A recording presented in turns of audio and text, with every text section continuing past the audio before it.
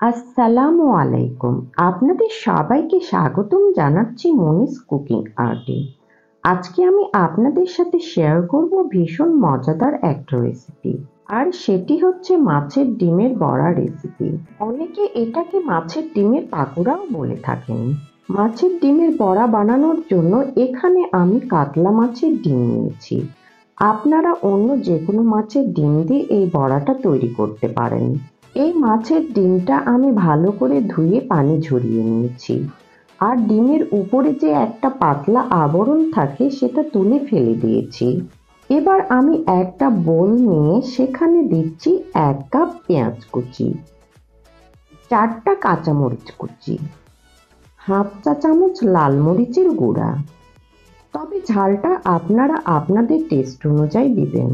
দিচ্ছি 1/4 চা চামচ হলুদ, হাফ চা চামচ লবণ, হাফ চা চামচ ধনিয়া গুঁড়া, 1 চা চামচ জিরা বাটা, তবে জিরা বাটার পরিবর্তে আপনারা জিরার গুঁড়াও দিতে পারেন।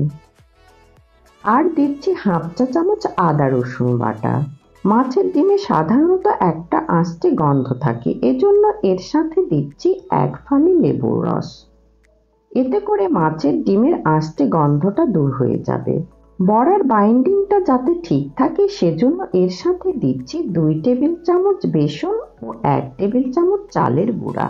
এবার সবগুলো উপকরণ খুব ভালো করে মাখিয়ে নিব।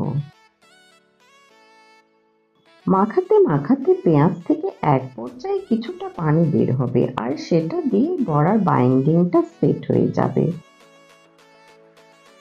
আমার সবগুলো উপকরণ মাখিয়ে নেওয়া হয়ে গিয়েছে।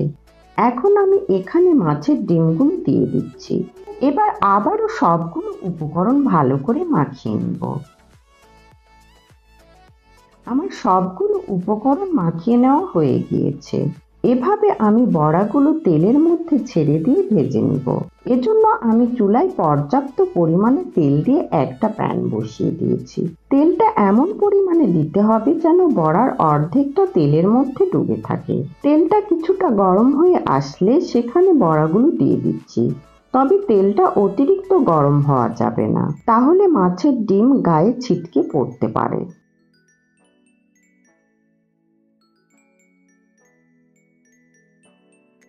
আমি বড়াগুলো মিডিয়াম হিটে ভেজে নিব।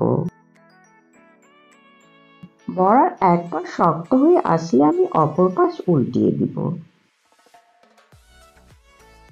এভাবে উল্টিয়ে পাল্টিয়ে আমি গোল্ডেন কালার করে বড়াগুলো ভেজে নিব।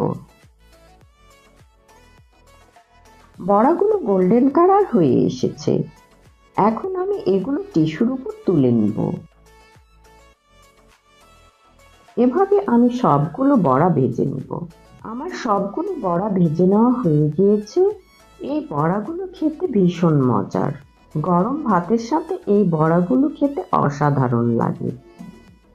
এই বড়াগুলো আবার স্ন্যাক্স হিসেবেও খাওয়া যায়। আমার রেসিপিটা যদি ভালো লেগে থাকে প্লিজ একটা লাইক করবেন। আর এরকম আরো মজার মজার রেসিপি পেতে আমার চ্যানেলটা সাবস্ক্রাইব করবেন আর আমার পেজটা ফলো করবেন। আপনারা সবাই ভালো থাকবেন। আল্লাহ হাফেজ।